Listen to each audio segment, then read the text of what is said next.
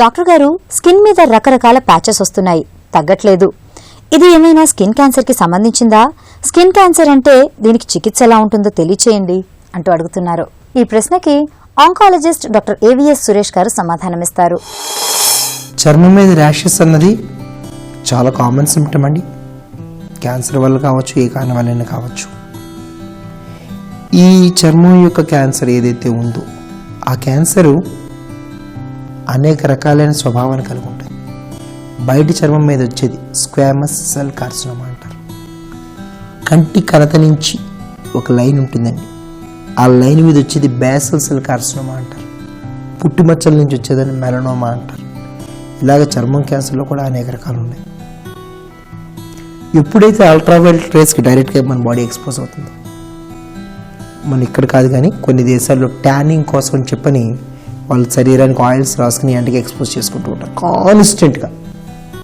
వాళ్ళకి ఈ మెలనోమా అనే స్కిన్ క్యాన్సర్ వచ్చే రిస్క్ ఉంటుంది. చాలా ప్రమాదకరమైన జబ్బు. త్వరగా కనుక్కుని లింఫ్ నోడ్స్కి వెళ్ళకుండా తీసేస్తే క్యూర్ అవుతుంది. కానీ ఒక్కసారి పాకడం ఉంటూ మొదలుపెట్టిందంటే దేవుడి దాని కూడా కాదు, దాన్ని కంట్రోల్ చేయడం అనేది అంత ప్రమాదకరమైన జబ్బు. స్క్వామస్ సెల్ కార్సినోమా అని చెప్పినది ఉంటుంది.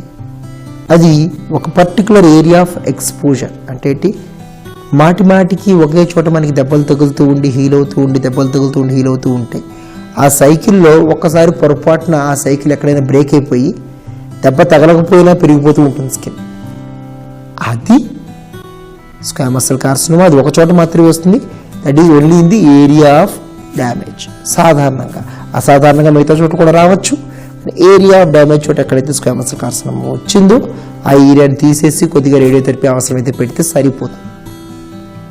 బేసల్ సెల్ కార్సినోమా సర్జరీ ఒకటే సరిపోతుంది. కానీ ఇందాక చెప్పుకున్నాం కదా, మెలనోమా అంటే సన్ రైజ్ ఎక్స్పోజర్, ఆ రిస్క్ టాప్ టు బాటమ్. వీటన్నిటిలోకి పుండు అన్నది కామన్ లక్షణం, ర్యాష్ అన్నది అరుదు.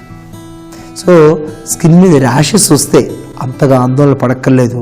అది ఎలివేటెడ్ ప్యాచెస్ కానీ పుండ్లు కానీ పడ్డాయంటే ఖచ్చితంగా డాక్టర్కి చూపించుకుని అవసరమైతే బయాప్సీ చేసుకోవాల్సిన అవసరం ఉంది. ట్రీట్మెంట్ చాలా సింపుల్గా ఉంటుంది. సింపుల్ సర్జరీతో చాలా మటుకు క్యూర్ అయిపోతాయండి.